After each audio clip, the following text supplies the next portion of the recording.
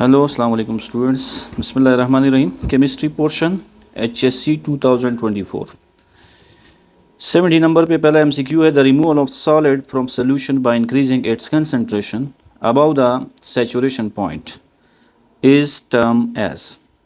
तो actually it is the definition of crystallisation. तो इसमें पहला ऑप्शन हमारा ठीक है, जिसमें हम सॉलिड्स को रिमूव करते हैं सोल्यूशन से।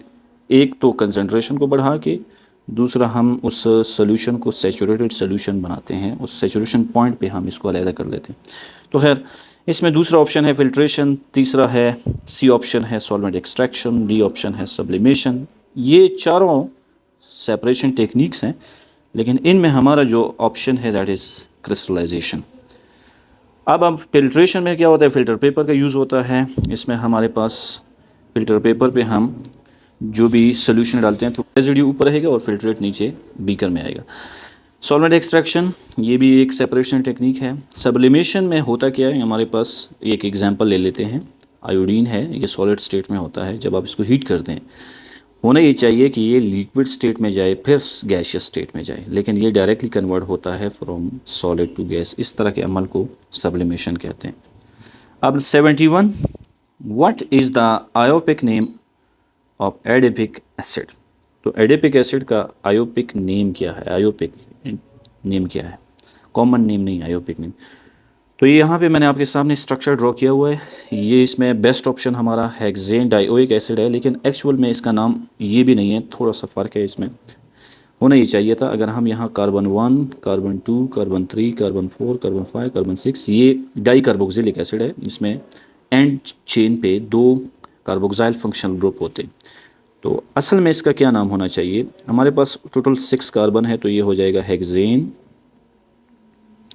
और 1 और 6 पोजीशन पर 2 कार्बोक्सिलिक एसिड है, तो इसको हम डाइओइक एसिड कहेंगे। तो this is the best name, correct name ये होगा। बस इन्होंने हेक्सेन डाइओइक एसिड लिखा हुआ है, तो यहाँ यही ऑप्शन ठीक है जी। अब 72 नंबर पर ये भी हमारे पास एक MCQ है।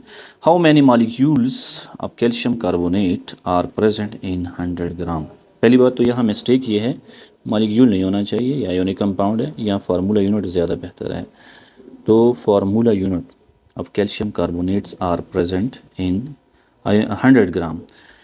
यहाँ हम एक शॉर्टकट अपनाएंगे, और वो ये है कि हमारे पास अगर 1 मोल कोई भी कंपाउंड है, यहाँ पे कैल्शियम कार्बोनेट है, तो उसका मास कितना आएगा, 100 ग्राम। जब हम इसके मोलर मासेस यहाँ पे ऐड करेंगे तो सॉरी इसके जो मासेस हैं, कैल्शियम का 40 है, कार्बन का 12 है, ऑक्सीजन का 16 × 3 48, तो ये 100 हो जाता है।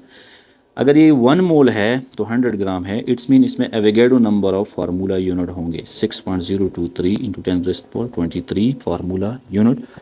तो बेस्ट ऑप्शन हमारा सी है। अब अगर यहाँ पे ये 50 ग्राम होता तो फिर हमारा ऑप्शन आना था बी। अगर यहाँ 50 ग्राम होता तो बी ऑप्शन हमारा ठीक था, जिसको हम अगर इस 6.02 को हाफ करेंगे तो 3.0 बनाना था। लेकिन यहाँ हम शॉर्टकट मेथड से इसको कैलकुलेट कर सकते हैं। अच्छा जी, अब 73, ये एक कंसेप्चुअल MCQ है, सिंपल सा आंसर है इसका भी। When pressure is 1 atm, volume is 22.414 dm³, ये STP पर वॉल्यूम होता है किसी भी गैस का। टेम्परेचर इज़ 273.16, ये 0 डिग्री सेंटीग्रेड, यानी STP पर कंडीशन गिवन है। ये तीनों कंडीशन जो हमें दिए गए हैं, दिस इज़ STP पर स्टैंडर्ड कंडीशन और प्रेशर एंड टेम्परेचर पर। तो गैस कांस्टेंट की जो वैल्यू है, R की जो वैल्यू है, वो क्या आएगी, आपको पता है PV = nRT होता है। तो अगर हम यहाँ से R निकालें, general gas constant, R = PV/NT। अब हमारे पास यहाँ एक टेबल से मैंने बनाया है वैल्यू ऑफ R और उसके सामने units. The value of R depends upon the units used. ये इंपॉर्टेंट बात है। अगर आपके यूनिट्स dm³ atm पर मोल पर केल्विन में है तो R की वैल्यू आएगी 0.0821। अगर हमारी यूनिट्स कैलोरी पर मोल पर केल्विन में हो तो आपकी वैल्यू आएगी 1.989, अप्रॉक्सीमेटली ये 2 के बराबर आएगी। और अगर आपकी यूनिट्स न्यूटन मीटर पर मोल पर केल्विन में है या जूल पर मोल पर केल्विन में है, तो फिर आर की वैल्यू आएगी 8.314। तो यह हमारा जो बेस्ट ऑप्शन है दैट इज ए ऑप्शन।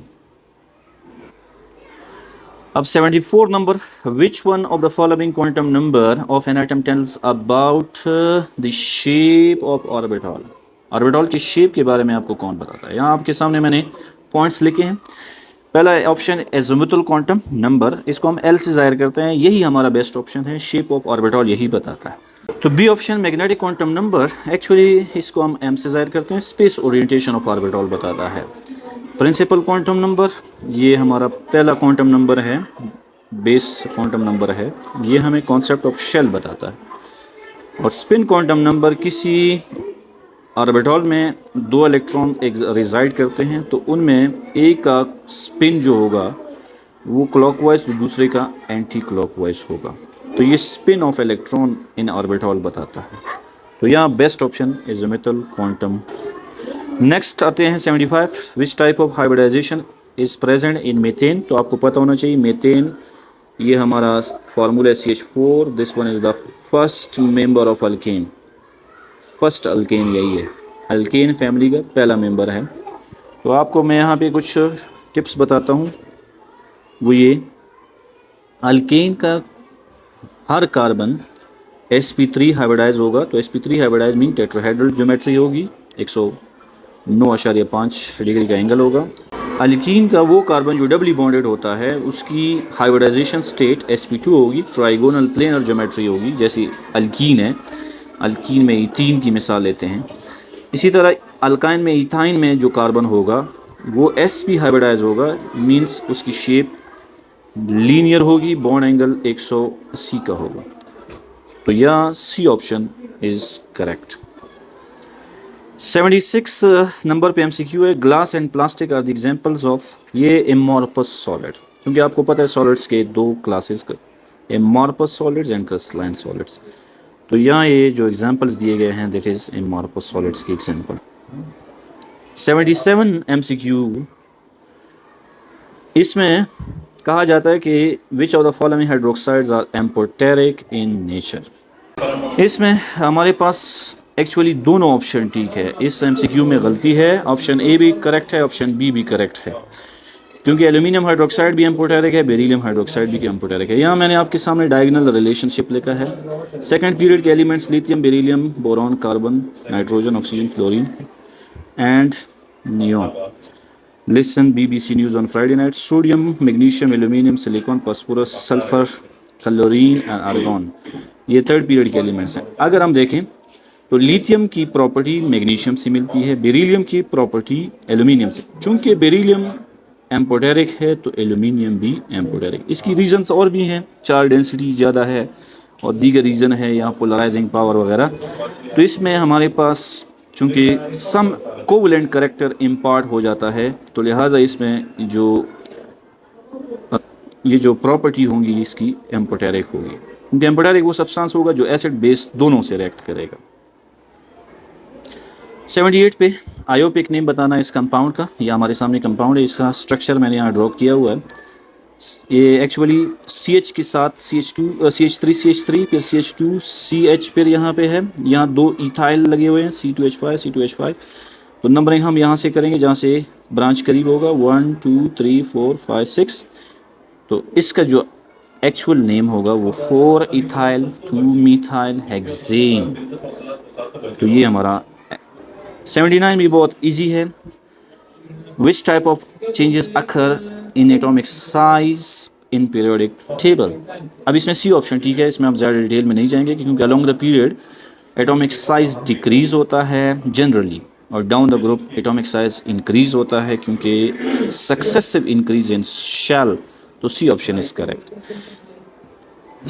80 नंबर पे जो हमारा MCQ है, ये एक डेफिनेशन है एक्चुअली एंथैल्पी ऑफ सोल्यूशन की डेफिनेशन है।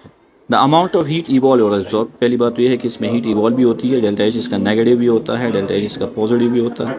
डेल्टा H सॉल्यूशन ये एक्सो भी हो सकता है, एंडो भी हो सकता है, ये दोनों पॉसिबिलिटीज़ हैं।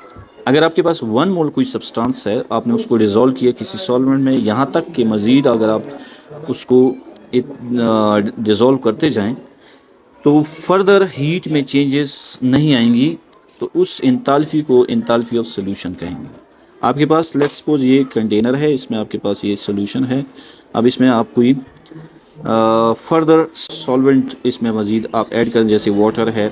शुरू में आपको यहाँ थर्मोमीटर आपने लगाया है, शुरू में लेट्स सपोज आपके पास एनर्जी जो है इवॉल्व हो रही है वो है 51 किलो जूल पर मोल।